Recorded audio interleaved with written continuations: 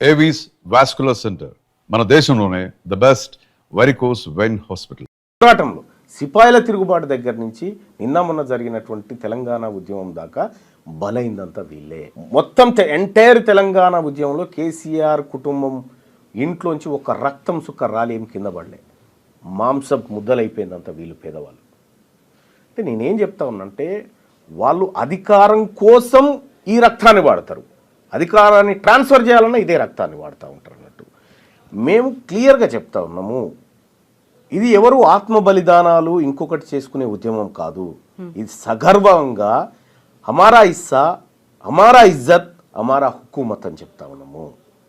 న్యాయబద్ధంగా రావాల్సిన వాటా మీ వాటా మీరు తీసుకోండి, మా వాటా మాకు కావాలి.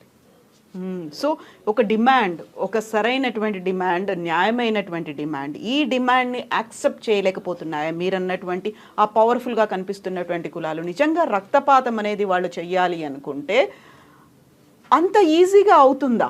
ఎర్ర సత్యం మహబూబ్ నగర్ ఎమ్మెల్యేగా పనిచేసినటువంటి ఎర్ర సత్యం ఒక బీసీ సామాజిక వర్గం నుంచి ఎదిగిన నేత. మహబూబ్ నగర్ జిల్లా కోర్టు కంటే ఎక్కువ ఆయన ఇంటి దగ్గర జనం కూర్చొని జరిగిన అన్యాయాలను ఏకరువు పెట్టుకొని పరిష్కార మార్గాలు కనుగొన్నారు. ఎర్ర సత్యం మహబూబ్ నగర్ పోతుందంటే ఒక్కరు కూడా అప్పర్ క్యాస్ట్లో కనీసం ఎదురుగా నిలబడడానికి సాహసం చేయలే. అటువంటి వ్యక్తిని చంపింది ఎవరండి? మాధవరెడ్డి అని కానిస్టేబుల్ని పెట్టి వీళ్ళందరూ కలిసి కుట్రబని చంపలేదా? రెండో అంశం, బెల్లి లలిత తెలంగాణలో బహుజనుల వాటా దక్కాలి, తెలంగాణ రాష్ట్రం రావాలని చెప్పి తెలంగాణ మహాసభని పెట్టి గట్కేసర్ భువనగిరి ప్రాంతాల్లో విస్తృతంగా ప్రచారం చేసి తెలంగాణ ఉద్యమాన్ని ప్రారంభించినటువంటి బెల్లి లలితను చంపింది ఎవరండి? వీళ్ళు కాదా అప్పర్ కాస్ట్లో? కాకపోతే మావోయిస్ట్ బ్యాక్గ్రౌండ్ ఉంది అనేది కూడా వినిపించింది కదా. విషయం ఏంటంటే దానికి ఒక కారణాన్ని వేస్తారంతే, ఒక కారణాన్ని వేస్తారంతే తప్ప కానీ వాస్తవాలు ఏందో ప్రజలకు తెలవాలి. సాంబశివుడు ఉన్నాడు, భువనగిరి నుంచి ఎమ్మెల్యేగా కంటెస్ట్ చేయబోతున్నాడు అనేటువంటి ఒక కుట్ర పన్నే కదా ఆయన హత్య చేసింది. వెనకాల నయీం ఉన్నాడు అని వినిపిస్తుంది కదా. వాళ్ళ వెనకాల నయీం అనేది కదా. నయీం అనేటువంటి వ్యక్తి ఒక రెడ్డి కోసం నయీం అయిండు, ఇంకో రెడ్డి కోసం కథమైండు. అంటే వీళ్ళందరినీ కూడా మారోజు వీరన్న భారత సంయుక్త రాష్ట్రాల సమితి అని పెట్టిండు. అమెరికా ఎట్లయితే సంయుక్త రాష్ట్రాలు ఉన్నాయో, రష్యా ఎట్లయితే సంయుక్త రాష్ట్రాలు ఉన్నాయో, భారతదేశాన్ని కూడా సంయుక్త రాష్ట్రాల సమితి అని పెట్టిండు. బీసీలందరినీ కులం అనేటువంటి కత్తికి రెండో వైపున ఉన్నటువంటి అంచుతోని కుల ఉద్యమాలను నిర్మించుకుంటూ వచ్చాను. ఆయనను పట్టబగలు ఎత్తుకపోయి చంపింది ఎవరండి? ఇట్లా కొన్ని వందలు చెప్పగలుగుతాం. అంటే ఎక్కడైతే అధికారము ఆ వర్గాల నుంచి కావాలని డిమాండ్లు వేస్తుందో దాన్ని రక్తపాతంతోనే అణచివేసారు ఈ వర్గాలు ఇన్ని రోజులు. వాటన్నిటి వెనకాల మీరు చెప్పిందంతా వ్యక్తులు ఉన్నారా, ప్రభుత్వాలు ఉన్నాయా, పార్టీలు ఉన్నాయా, మీరు చెప్పినట్టుగా అగ్రకులాలు ఉన్నాయా? అగ్రకులాలే ఉన్నాయి. ఏం చేస్తున్నాయి ప్రభుత్వాలు, పోలీసులు? ఆ టైం ప్రభుత్వం ఎవరి చేతిలో ఉంది? ప్రభుత్వాలు మా చేతిలో ఉంటే దాని తమాషా వేరే ఉండేది. ప్రభుత్వాలు మా చేతిలో ఏం లేవే. మేము కేవలం ఓటర్లుగా ఉన్నాం కాబట్టి మేము నిస్సహాయులం. మంత్రివర్గంలో ఉన్నారు, ప్రజాప్రతినిధులుగా ఉన్నారు, వాళ్ళకి వాయిస్ లేదా? అందులో లేదు. అంటే చాలామందికి నాకు ఒక్కరికి దక్కితే చాలు మంత్రి పదవి, వీళ్ళు ఉంటేంది పోతేంది నాకేంది అనేటువంటి మనస్తత్వం ఉన్నటువంటి వాళ్ళకు మాత్రమే మంత్రి పదవులు ఇవ్వగలుగుతారు. వాళ్ళు పోరాటాలు చేయలేదా?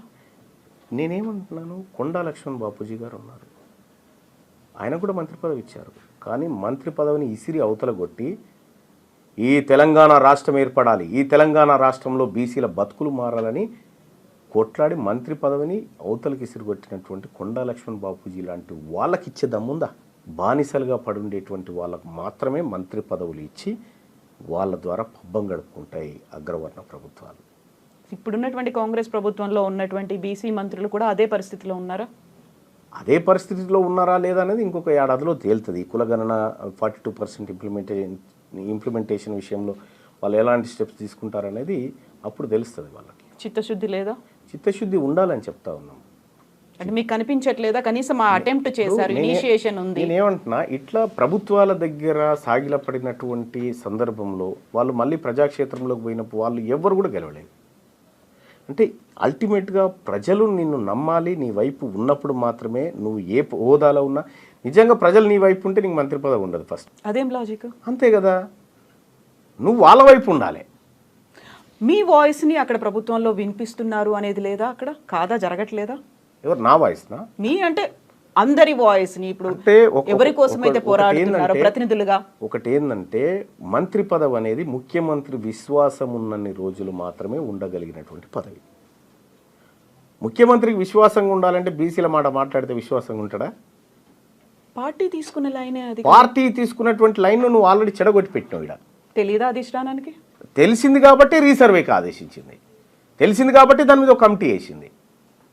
మీరన్న అవకతవకలు ఇవన్నీ సెట్ అయిపోతాయంటారా దాంతో? రీసర్వే కావచ్చు, కమిటీ కావచ్చు, వీటన్నిటితో కావు. ఏం జరగాలి? బీసీల ప్రభుత్వం రావాలి.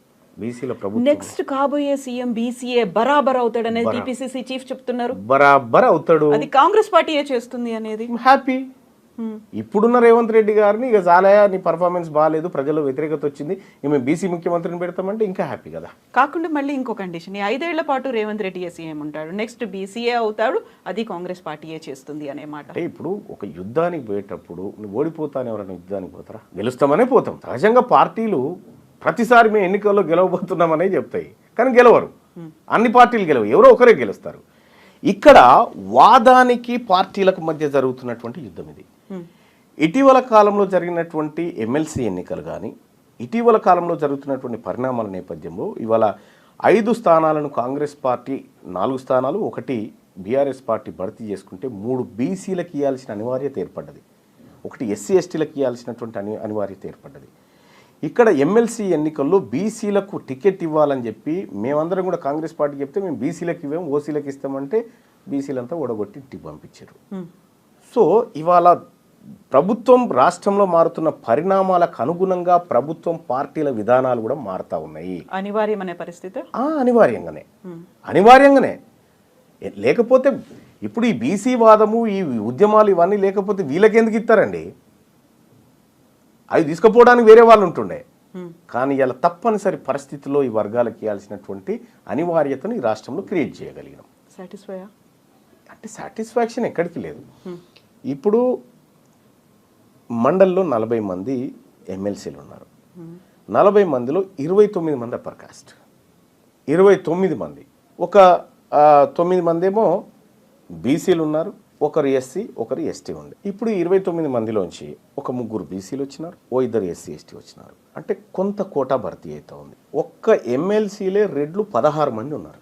వాళ్ళు ఉండాలి, వాళ్ళకు వాస్తవానికి రావాల్సింది ఒకటే ఎమ్మెల్సీ రావాలి, వాళ్ళు 16 ఉన్నాయి. ఇక్కడ ఇంకొక లాజిక్ ఏంటంటే మీరు చెప్పినట్టుగా రిజర్వేషన్ల కోసం పోరాటం జరిగింది, లేకుంటే ఉద్యోగ అవకాశాల కోసం పోరాటం జరిగింది. రాజకీయంగా ఎస్ నేను ఎమ్మెల్యే అవ్వాలి, నేను ఎంపీ అవ్వాలి, ఎమ్మెల్సీ అవ్వాలి అనేటువంటి ఆ ఉత్సాహం అనేది ఇన్నర్గా మనకు కూడా రావాల్సినటువంటి అవసరం ఉంది. అలాంటి నాయకులని డెవలప్ చేసుకోగలిగాయా కుల సంఘాలు? జరిగినటువంటి పోరాటాలు అది కదా మిస్ అయింది ఇంతకాలం. ఎస్, మంచి క్వశ్చన్ అండి. దాదాపుగా ఇది ఎవరైనా అడుగుతారేమో అని చూస్తా ఉన్నా కానీ బీసీలలో నాయకత్వ లోపం ఉంది అనే మాట తప్పు. వాళ్ళకు అవకాశాలు అంటే ఎలక్షన్ అంటే బీఫామ్ అనుకుంటారు ప్రజలు.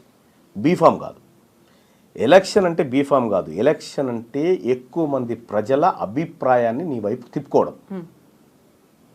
అయితే బీఫామ్లు ఉంటేనే ఎలక్షన్లో పాల్గొనాలనేటువంటి ఒక భ్రమను ఈ ప్రజల్లో కల్పించినాయి కాబట్టి రాజకీయ పార్టీలు ఆ బీఫామ్లు ఇచ్చేది వాళ్ళే, తీసుకునేది వాళ్ళే కాబట్టి మనకు రావు అనేటువంటి భావనలో ఈ నాయకత్వాలు ఇవి కూడా బయటికి రాలే. ఇవాళ ప్రసన్న హరికృష్ణ ఇక్కడ కరీంనగర్ నుంచి పోటీ చేసినాడు.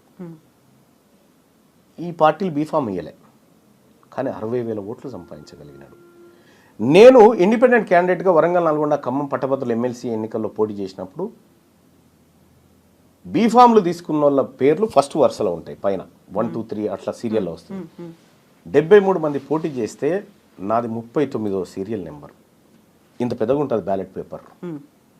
వెతుక్కోవాలి, అందులో వెతుక్కొని వచ్చి మరీ 1,00,000 ఓట్లు వేసిపోయినారు నాకు జనం. అంటే నేను ప్రజా అభిప్రాయాన్ని గెలుచుకోగలుగుతా ఉన్నా, బీఫామ్లను కాదు. అంటే అన్నిసార్లు బీఫామ్లు పనిచేయి, ప్రజలు మేల్కున్నారంటే బీఫామ్ల పని అయిపోతుంది. మీరు ఇప్పుడు చెప్పిన దీన్ని బట్టి తద్వారా ఇక్కడ కంక్లూజన్ చేస్తా, బీసీ నాయకత్వం లేక కాదు, బీసీలలో అనేక మంది నాయకులు ఉన్నారు. ఆపర్చునిటీస్ కోసం ఎదురు చూసి ఊకున్న నాయకులు ఉన్నారు. ఇవాళ వాళ్ళందరినీ మళ్ళీ తెరపైకి తీసుకొస్తా ఉన్నాం. అట్లా మేము బీసీ నాయకత్వాన్ని డెవలప్ చేస్తా ఉన్నాం. ఆపర్చునిటీస్ దొరకలేదు, ఇండిపెండెంట్గా పోటీ చేయొచ్చు కదా, వాళ్ళంతట వాళ్ళగా అవేర్నెస్ ఉంది అంటే మీరు చెప్పినట్టుగా బీఫామ్ కాదు గెలుపొందడం అనుకున్నప్పుడు బీఫామ్ పార్టీలో ఇవ్వాలని ఏముంది, మీరు కంటెస్ట్ చేశారు. ఇప్పుడు మీరు చెప్పినటువంటి ఎగ్జాంపుల్ గతంకి ఇప్పటికీ ఒక తేడా చూడండి. నల్గొండలో పిల్లి రామరాజు యాదవ్ ఒక బీసీ, ఆయన పోటీ చేయాలంటే ఆ పార్టీలు టికెట్ ఇవ్వలే, పోయి అక్కడ కంటెస్ట్ చేసినాడు, 25,000 ఓట్లు సంపాదించినాడు. అక్కడ సూర్యాపేటలో ఒట్టి జానయ్య యాదవ్ ఉన్నాడు, ఈ పార్టీలో ఆయన బహిష్కరిస్తే ఆయన పోయి అక్కడ కంటెస్ట్ చేసి 20,000 ఓట్లు సంపాదించినాడు. అక్కడ నీలం మధు ఉన్నాడు, ఆయనకు టికెట్ తిరస్కరిస్తే ఆయన పోయి పోటీ చేస్తే 40,000 ఓట్లు సంపాదించినాడు. వీళ్ళంతా ఎవరు కంటెస్ట్ చేస్తున్న వాళ్ళే కదా. ఇట్లా కొన్ని వందల మంది ఉన్నారు. అయితే ఇక్కడే ఇంకొకటి ఏంటంటే ఇండిపెండెంట్ క్యాండిడేట్లని పార్టీలే కావాలని అక్కడ పెడతాయి అనేది, ఓట్లు చీలడానికో వ్యతిరేక ఓట్లు మా వైపు రావడానికనో ఆ కాన్సెప్ట్ అనే దాంతోనే ఇలాంటి క్యాండిడేట్లు ఉన్నారు. అది తప్పు, అది తప్పు. అది ఒకప్పుడు కానీ ఇప్పుడు కాదు. అది ఇవాళ ప్రాణాలు పోయినా పర్వాలేదని కొట్లాడుతున్న బీసీ బిడ్డలు పోటీ చేసినటువంటి స్థానాలు ఇవన్నీ. సో అంత పార్టీలను ఇతర పార్టీలను గెలిపించడానికి బీసీలే మన పావులా? అంత బుర్ర లేకుండా ఉన్నారా? ఎవరు కుట్టిరిందో పసిగట్టలేనంత తెలివి తక్కువగా ఉన్నారా? గతంలో జరిగినటువంటి ఎన్నికల యుద్ధాలు వేరు, ఇప్పుడు జరుగుతున్న ఎన్నికల యుద్ధాలు వేరు. ఇప్పుడు ఒరిజినల్గా రాజ్యంలో పార్టిసిపేట్ చేయడం కోసం జరుగుతున్నటువంటి యుద్ధంలో బీసీలు భాగస్వాములై కొట్లాడుతూ ఉన్నారు. ఇప్పుడు ఇదే లాజిక్ని బట్టి చూసుకుంటే తీన్మార్ మల్లన్న కూడా 2023లో ఎమ్మెల్సీగా కాంగ్రెస్ పార్టీ తరఫున గెలిచే ముందు 3 సార్లు కంటెస్ట్ చేశారు ఇండిపెండెంట్ క్యాండిడేట్గా. సో అక్కడ ఇండిపెండెంట్ క్యాండిడేట్ అయ్యి ఎంత పోరాటం చేసినప్పటికీ ఓట్లు సాధించుకోగలిగినప్పటికీ మీరు గెలవలేదు. కాంగ్రెస్ పార్టీకి వచ్చిన తర్వాత మాత్రమే ఒక ఎమ్మెల్సీ అభ్యర్థిగా మీరు నిలబడ్డ తర్వాత మాత్రమే గెలవగలిగారు. సో ఈ లాజిక్ని ఎట్లా చూడాలి దీన్ని?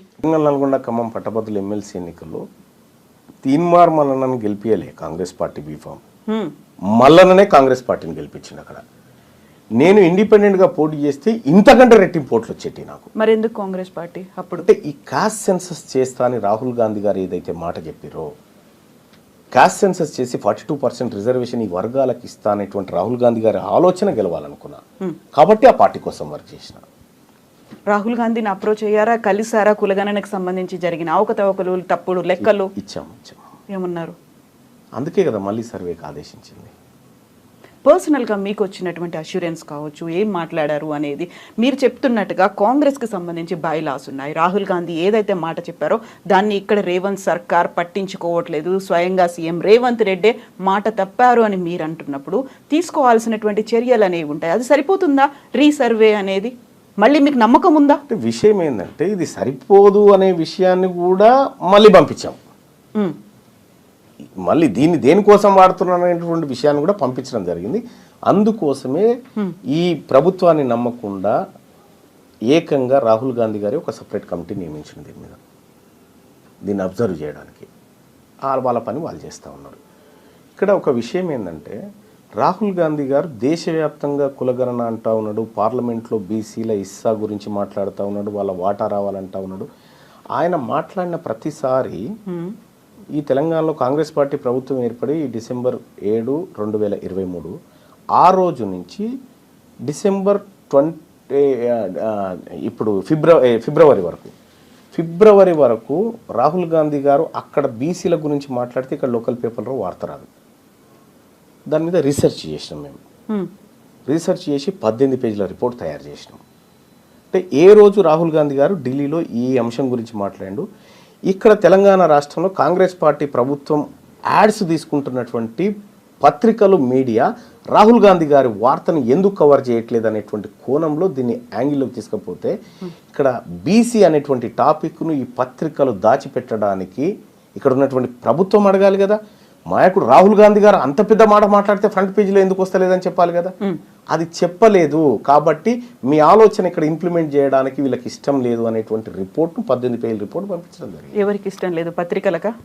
ప్రభుత్వానికి. ప్రభుత్వం ఒత్తిడి తెస్తుందా వాళ్ళ మీద? నేనేమంటున్నా, ఇప్పుడు ఒక పత్రికకు యాడ్స్ ఇచ్చినప్పుడు ప్రభుత్వం కొంత ఫేవర్ కోరుతుంది, మంచి చూపించమని లేకపోతే మా వార్తలు కవర్ చేయమని కోరుతుంది సహజంగా. ఇవ్వాలా ఇవ్వద్దు అనేది పత్రికలు ఇష్టం. కానీ రాహుల్ గాంధీ గారు ఈ దేశంలో జరగాల్సిన భారీ మార్పు గురించి మాట్లాడినప్పుడు ఇక్కడి పత్రికలను ఆ వార్త కవర్ చేయించే విధంగా ప్రయత్నం చేయాల్సినది రాష్ట్ర ప్రభుత్వం. అది చేయడం లేదు. అంటే మీ ఆలోచన ఇంప్లిమెంట్ చేయడానికి వీళ్ళకి ఇష్టం లేదు కాబట్టి ఆ ప్రయత్నం చేయట్లేదు అనేటువంటి రిపోర్ట్ను విత్ ఆధారాలతో పంపించడం జరిగింది. సో స్వయంగా కావాలని సీఎం రేవంత్ రెడ్డి అక్కడ మేనేజ్ చేస్తున్నారు, లేకుంటే ఒత్తిడి తెస్తున్నారు, అది కవరేజ్ లేకుండా చూసే ప్రయత్నాలు జరుగుతున్నాయి అక్కడ అనుకుంటున్నా నేనైతే. సో ఇంత పెద్ద రిపోర్ట్ 18 పేజీల రిపోర్ట్ వెళ్ళిన తర్వాత వచ్చినటువంటి రియాక్షన్ రిప్లై ఏంటి మీకు స్వయంగా సర్వే గురించి? వాళ్ళు నిజంగా మా సర్వేని చూసి షాక్ అయిపోయినారు. అంటే ఎవ్రీడే మానిటర్ చేసినాం. ఒక ఏడాది 3 నెలల కాలం పాటు ప్రతిరోజు ఈ దేశాన్ని రాహుల్ గాంధీని మానిటర్ చేసినాం. మా టీంతో మానిటర్ చేసి ఒక రీసెర్చ్ రిపోర్ట్ తయారు చేసినాం. చేసి ఇచ్చినప్పుడు నిజంగా వాళ్ళు షాక్ అయ్యారు. ఏంది ఇంత వర్క్ చేసినారా అని. అంటే విత్ డేట్స్ కూడా వేసినాం. మళ్ళీ డేట్స్ ఎవిడెన్సెస్ కూడా వేసి అవి కరెక్ట్గా తీసి పెట్టినాం అన్నట్టు. అంటే రాహుల్ గాంధీ గారి ఆలోచన ఇంప్లిమెంట్ అయితే ఈ దేశం దశ మారిపోతుంది అనేటువంటి ఒక ఆలోచన మాకుండే కాబట్టి ఎందుకు ఆయన ఆలోచన కింది స్థాయికి పోతలేదు అనేటువంటి ఒక చర్చ వచ్చినప్పుడు ఇవన్నీ మేము చేయడం జరిగింది. సో దేశం దిశ మార్చాలి అనే ఆలోచన రాహుల్ గాంధీకి ఉంది, బట్ రేవంత్ రెడ్డికి రాష్ట్రం దిశ మార్చాలనే ఆలోచన లేదా? ఆయన ఏవి కులగణన లెక్కలు మార్చే ఆలోచనలు ఉన్నాడు కానీ దిశ మార్చే లెక్కల్లో లేడు ఆయన. ఒకవేళ దేశవ్యాప్తంగా కాంగ్రెస్ పార్టీ వస్తే లాభమే కదా వీళ్ళకి కూడా. కాంగ్రెస్ పార్టీకి, రాష్ట్ర కాంగ్రెస్కి, రేవంత్ రెడ్డికి, ప్రభుత్వానికి. నేను ఒకటి చెప్తాను మేడం, నరేంద్ర మోడీ ప్రభుత్వం బోటాబోటి మెజార్టీతో మనకు గెలవడం జరిగింది. తెలుగుదేశం పార్టీ ఆ తర్వాత అటు ఏది ఈయన ఉన్నాడు కదా బీహార్ ముఖ్యమంత్రి నితీష్ కుమార్, ఈ 2 పార్టీలు లేకపోతే ప్రభుత్వం లేదు. తెలంగాణ రాష్ట్రంలో ఊహించని విధంగా 8 ఎంపీ సీట్లను బీజేపీ గెలుచుకోగలిగింది. అందులో ఈ 8 అప్పటికే కాంగ్రెస్ పార్టీ ప్రభుత్వం ఇక్కడ ఎస్టాబ్లిష్ అయింది. ఆ తర్వాత ఎంపీ ఎలక్షన్స్ వచ్చినాయి. ఈ ఎంపీ ఎలక్షన్లో ఈ 8 సీట్లను గనక కాంగ్రెస్ పార్టీ కట్టడి చేయగలిగితే, ఇక్కడ రేవంత్ రెడ్డి గారు కట్టడి చేయగలిగితే ఇవాళ ప్రధానమంత్రి అక్కడ ఉండే పరిస్థితి లేకుండే నరేంద్ర మోడీ గారు. ఇవాళ మీరు సిట్టింగ్ ఎంపీగా ఉన్నటువంటి మల్కాజ్గిరి నియోజకవర్గం కాంగ్రెస్ ఓడిపోయింది.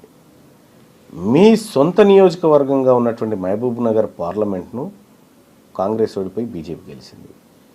మీరు ఇన్ఛార్జిగా ఉన్నటువంటి చేవెళ్ళ పార్లమెంట్ నియోజకవర్గంలో బీజేపీ గెలిచింది. అంటే ఇట్లా మీరు ముఖ్యమంత్రిగా ఉండి మీ స్థానాలని గెలిపించలేక భారతీయ జనతా పార్టీకి 8 సీట్లు ఇవ్వడం వల్ల ఇలా ఆయన ప్రధానమంత్రిగా ఉన్నాడు. మీరు కరెక్ట్గా పనిచేస్తే రాహుల్ గాంధీ గారే వచ్చేటోడు కదా. ఎజెండా ఉందా రేవంత్ రెడ్డికి పర్సనల్గా? ఉండొచ్చు, లేకుండా ఎట్లా ఉంటారు.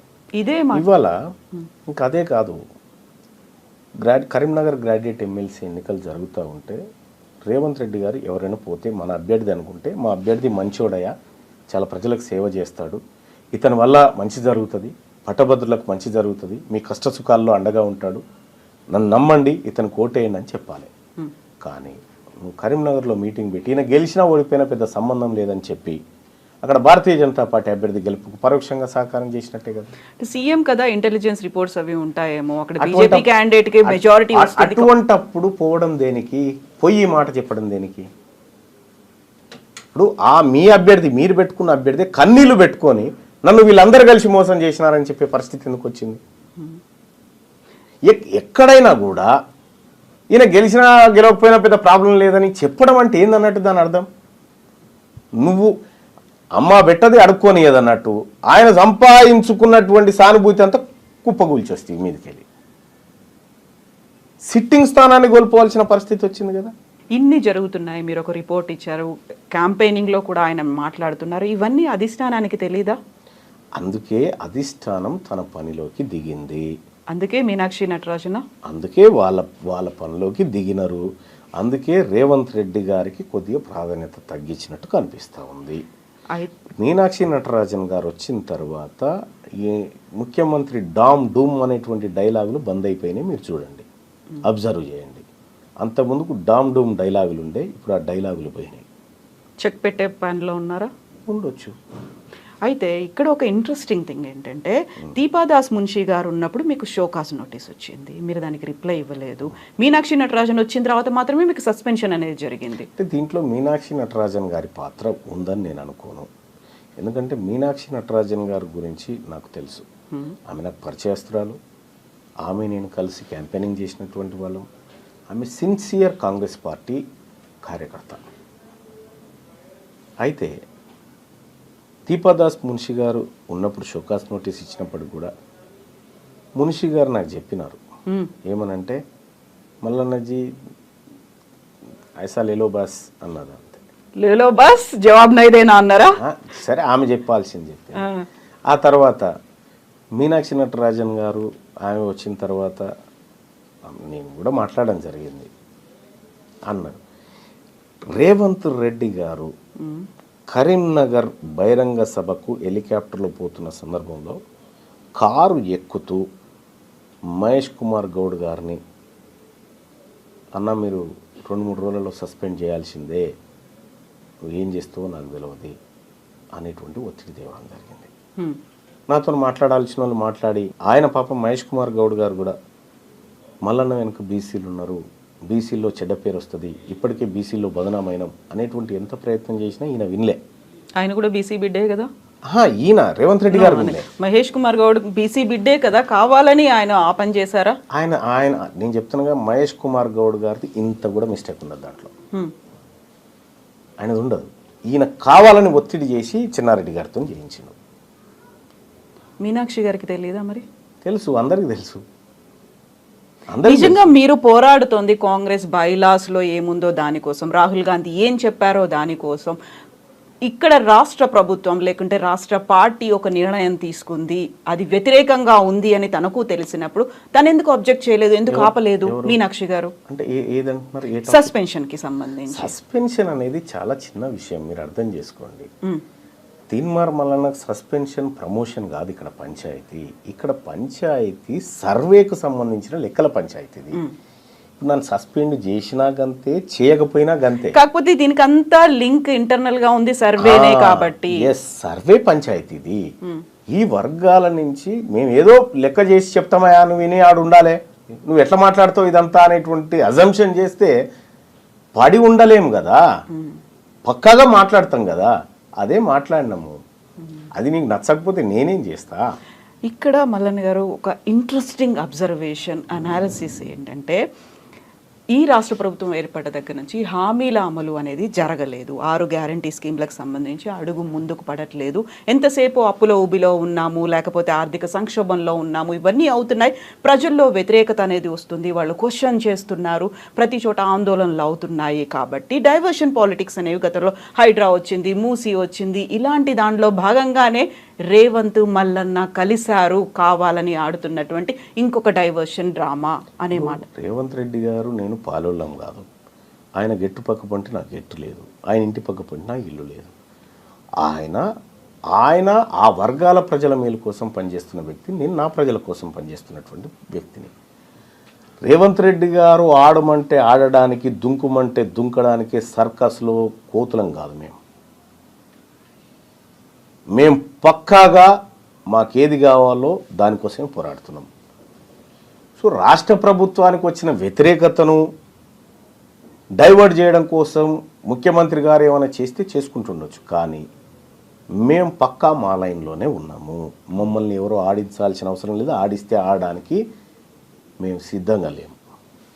అయితే ఇప్పుడు మీరు ఏకైక ఎజెండా బీసీలకి సంబంధించి ముందుకు వెళ్ళాలి అనుకుంటున్నారు. దెన్ వాట్ అబౌట్ కాంగ్రెస్ ప్రభుత్వం ఇచ్చినటువంటి హామీలు అమలు? ప్రజలు ఎదురు చూస్తున్నారు, ఇంకా 4 ఏళ్ల పాటు పాలన కొనసాగాలి. దాని మీద పోరాటం మల్లన్న చేస్తాడా, చేయరా? కరెక్ట్.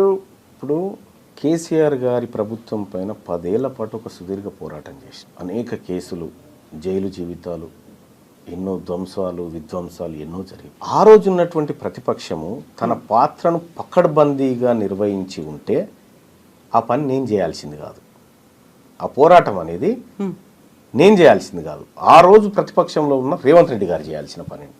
ఆయన చెద్దరు కప్పుకొని పడుకుండాయాల. మేము జైళ్ళు, కొట్లాటలు, దాడులు ఇవన్నీ మేము ఎదుర్కొన్నాం. మీరు చేయాల్సిన బాధ్యత, మీరు బాధ్యత నుంచి తప్పుకున్నప్పుడు ఆ పాత్రలో ఉన్నా నేను. ఇవాళ మీరు అమలు చేస్తున్నటువంటి 6 గ్యారంటీలు ఏవైతే ఉన్నాయో దాని మీద ఏమైనా జరిగిందంటే ఆ ప్రతిపక్షం ఫెయిల్ అయినప్పుడు నేను అడ్డుదిగుతా. ప్రతిపక్షం బీఆర్ఎస్ పార్టీ ఏదైతే ఉందో వాళ్ళు అడగడంలో ఫెయిల్ అయిపోతే, వాళ్ళు నిలదీయడంలో ఫెయిల్ అయిపోతే నేను ఆ పాత్రలోకి వస్తా. ఎంత టైం పడుతుంది? ఇప్పటికి ఆల్రెడీ 1.5 year అయ్యింది. ఇంకొకటి ఏంటంటే ఉన్నటువంటి ఆర్థిక పరిస్థితిని చూసి కూడా కొంత మాట్లాడాలి. సరే, రేవంత్ రెడ్డి గారు డామ్ డూమ్ అని చాలా డైలాగులు చెప్పొచ్చు, చేస్తామని. ఆఖరికి మొన్న ఇండియా టుడే కాంక్లేవ్లో కూడా చెప్పేసిండు, నేను డబ్బులునే అనుకున్నా లేవు, 6 గ్యారంటీలు కష్టం అనేటువంటి మాట ఆయన చెప్పిండు. తులం బంగారం ఇచ్చే పరిస్థితులు లేవని పొంగులేటి శ్రీనివాస్ గారు చెప్పిండు. ఇట్లా వీళ్ళన్నీ చెప్తా ఉన్నారు. అంటే కొంచెం అంటే చేతులు పూర్తిగా పైకి ఎత్తకుండా కొంచెం ఎత్తుకుంటూ వస్తూ ఉన్నారు. పూర్తిగా ఎత్తినాడు మాట్లాడతారు. సో మీరు అన్నారు అప్పుడు పోరాటాలు చేసినప్పుడు విపరీతమైనటువంటి దాడులు జరిగాయి, కేసులు, అరెస్టులు. ఈసారి ఇప్పుడు మీరు 1.5 year అయినప్పటికీ చూసి చూడనట్టుగా వదిలేస్తున్నారు కాబట్టి మీకు కీలకమైనటువంటి అంశం కాస్ట్ సెన్సస్ మేడం.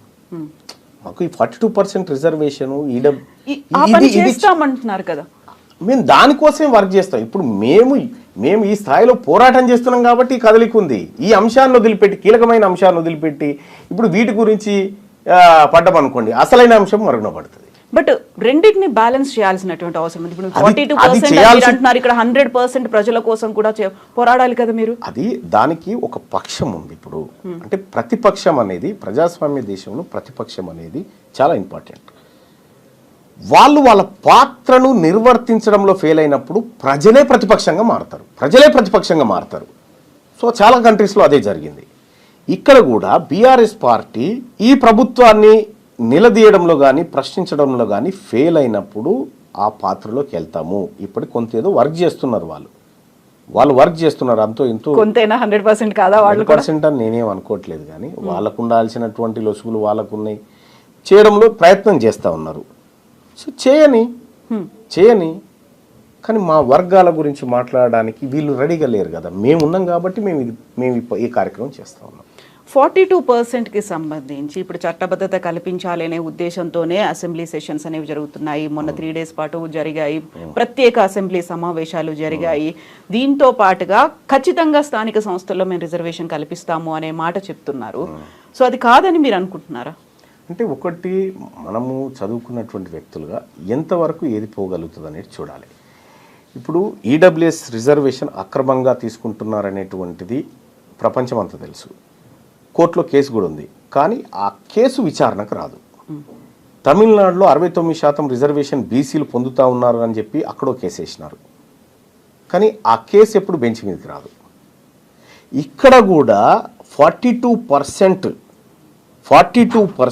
రిజర్వేషన్ ఏదైతే ఉందో ఈ రిజర్వేషను నువ్వు ఇచ్చేయి, చట్టం చేయి, వీఆర్ హ్యాపీ, మేము తీసుకుంటాం. అది కానీ తాత్కాలిక ఉపశమనమే. అది మీరు ఇక్కడ చట్టం చేసి అక్కడికి పంపించిన, కేంద్ర ప్రభుత్వానికి పంపించిన, వాళ్ళు ఏదో ఒక లసుకు పెట్టి ఆపే ప్రయత్నం అయితే చేస్తారు. కానీ నీవు 42% సీట్లను ఈ వర్గాలకు టంచనగా ఇచ్చి ఆ వర్గాలను 42% మందిని తీసుకొచ్చి చట్టసభలో కూర్చున్నబెడితే నీ చిత్తశుద్ధి కరెక్ట్.